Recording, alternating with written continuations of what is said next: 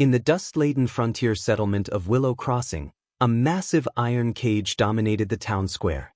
Confined within was not some feral creature, but Elias Rohr, a formerly dignified rancher now regarded as a menacing predator.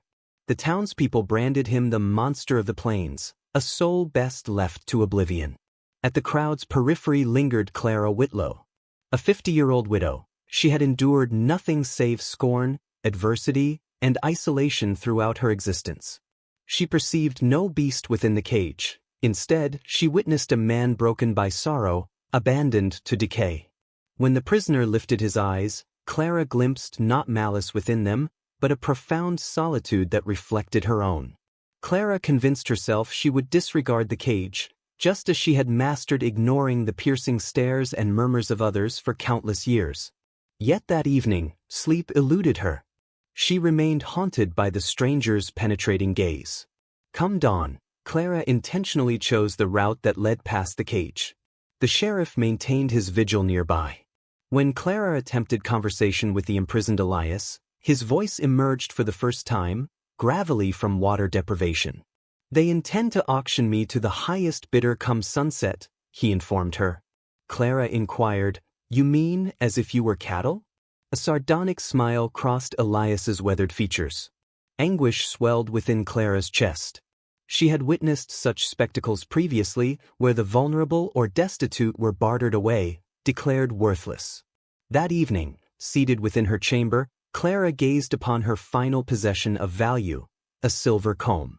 Her mother had bestowed it upon her wedding day, instructing her to preserve her dignity and honor regardless of circumstances.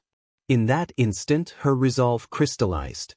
At the auction, when the sheriff commenced bidding at $50, Clara advanced. She possessed not even $5. She extended her silver comb toward the sheriff and declared, I offer you this. The sheriff regarded her peculiarly. Madam, this establishment is not a pawnbroker's shop.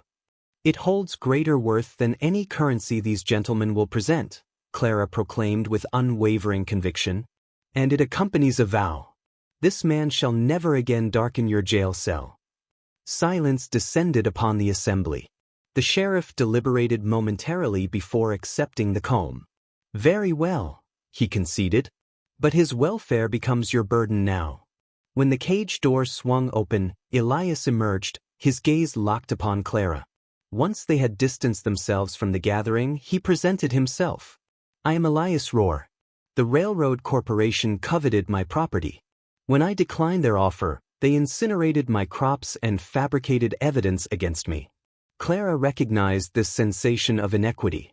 Without hesitation, she extended Elias' sanctuary within her dwelling for the evening. This solitary gesture turned the entire community against her. When she ventured to the marketplace, conversations would cease, faces would avert. She bore it all because finally, solitude had abandoned her. But one evening, their tranquility shattered. 3 men, clutching rope and rifle, commenced battering the door. Release him, Clara, a voice thundered. We know his deeds in Montana. Elias stepped toward the entrance, but Clara positioned herself before him like an immovable barrier. If I remain concealed, they will inflict harm upon you, Elias reasoned. Let them attempt it, Clara countered. She threw open the door and leveled her weathered shotgun at the intruders. Depart from this place, she commanded, her voice devoid of tremor, and never again utter the name Elias Rohr, or I shall entomb you here before dawn breaks. The men withdrew in terror. When the door sealed shut, Elias questioned her, Why did you endanger your existence for my sake?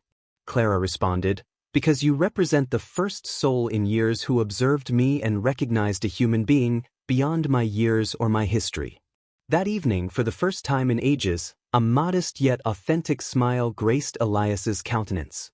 The following morning brought renewed optimism to the atmosphere. I have been contemplating, Elias began, we need not remain in this place. There exists a parcel of land beside the Sweetwater River.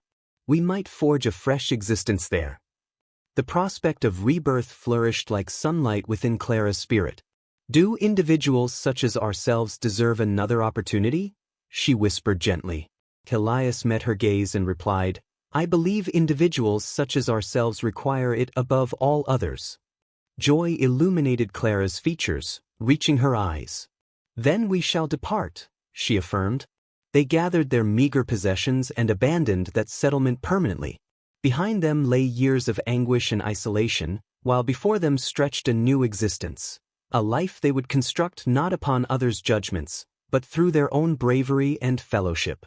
As twilight approached, Elias clasped Clara's hand. It represented no grand proclamation, merely a silent covenant to remain steadfast. Beneath the boundless heavens, they discovered within each other the serenity and affection they had always merited.